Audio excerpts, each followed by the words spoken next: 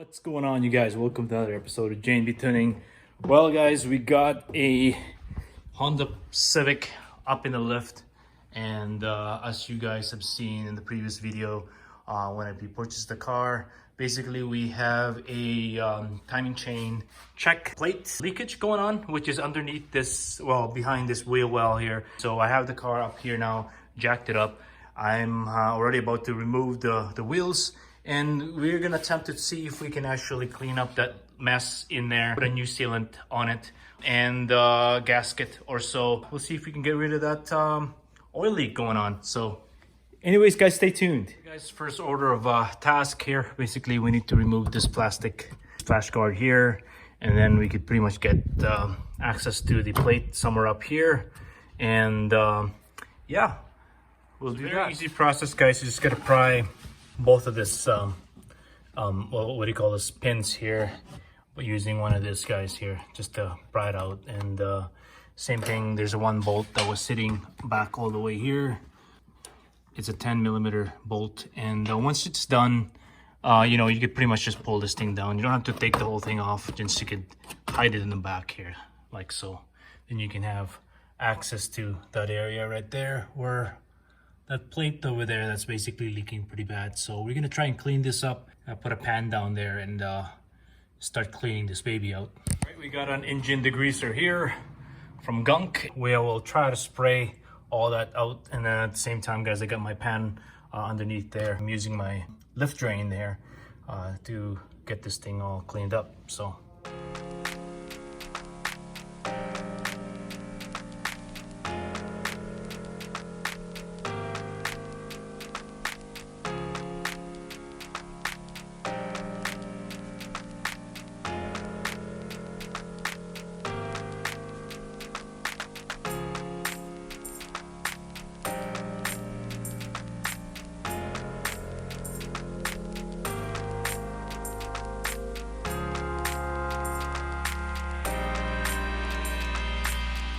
cleaned it as much as I can, but as you guys can see, there's 3 bolts up there. Move the lights over here so you guys can see 1, 2, and 3 on the plate. I believe there's only 3 bolts, so we need to take off 10mm, and then we shall be able to clean.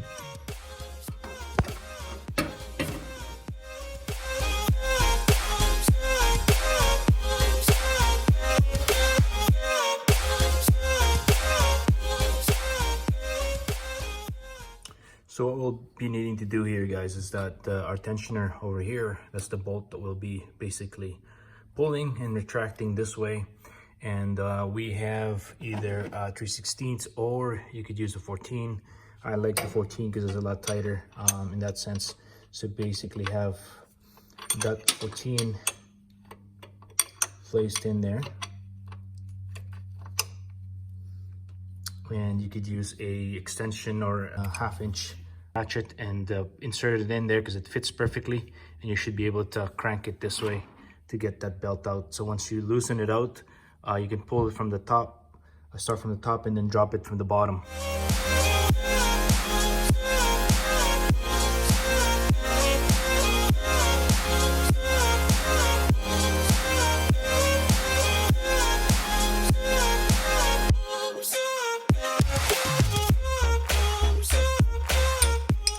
Get the belt out. As you guys can see, the belt has been super cracked, and I don't think has been replaced at all since day one. So anyways, we'll drop it at the bottom there, and then we'll pull it from the crank pulley down below. Here it is from the bottom, guys. Basically, it'd be simple to just pull this down from here, and of course it's gonna get some binding here, but just try to work around all the other pulleys.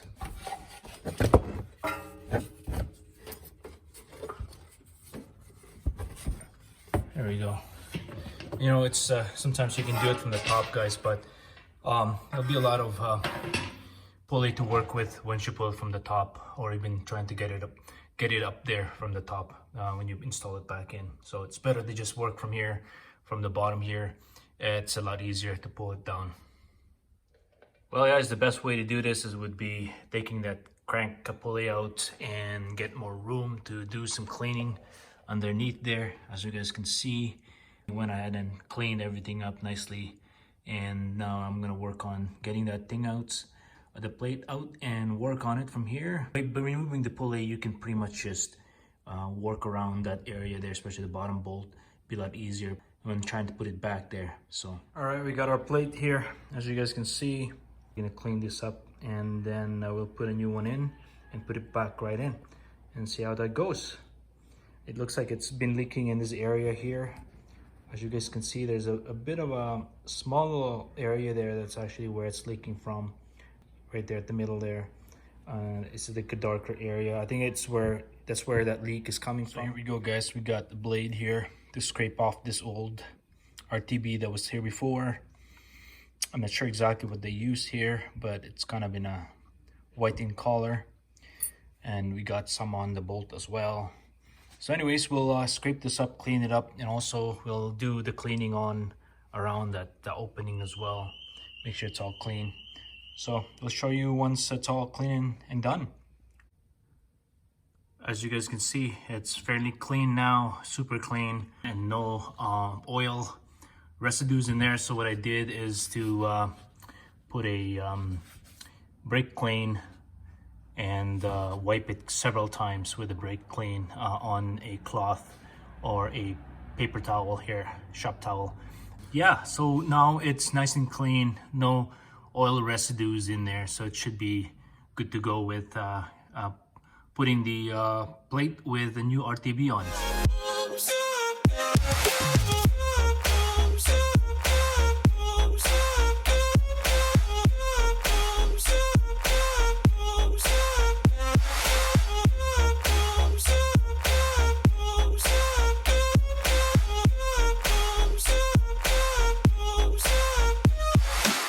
Alright guys, we have a clean surface now on this plate. Basically, I have an ultra black gasket maker that I'll be putting around the perimeter of this plate, and then I'll go back and do the bolts as well and go around that way. So that was nice and clean, and we'll go from there. Alright folks, we got our plate back in place nicely and slowly there for sure, and careful, making sure that we are sitting properly there so it doesn't leak again. Now we're about to put our pulley back, and make sure that when you do this, make sure everything's clean around that pulley crank seal, that there's no damage or leaking going on as well in the process. Might as well inspect that. And most importantly, when you're putting the pulley back, make sure the mating surface here as well are clean. All that surrounding there, make sure that you wipe it. What I did is I sprayed a silicone-based PW40 and wiped it up nicely, so that way it's nice and clean. So no rust, no grinds or anything around there before I put it back in.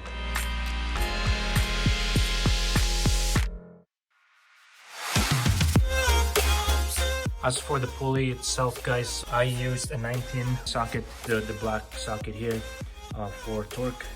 And this is what I use to actually get the pulley out. It's a high mass 19 that you can buy online on Amazon. There's a 19 millimeter high mass socket that will create an inertia due to the weight to get that bolt out. All right, we're gonna drop the belt down here to start with. And then we will try to get it down at the bottom there.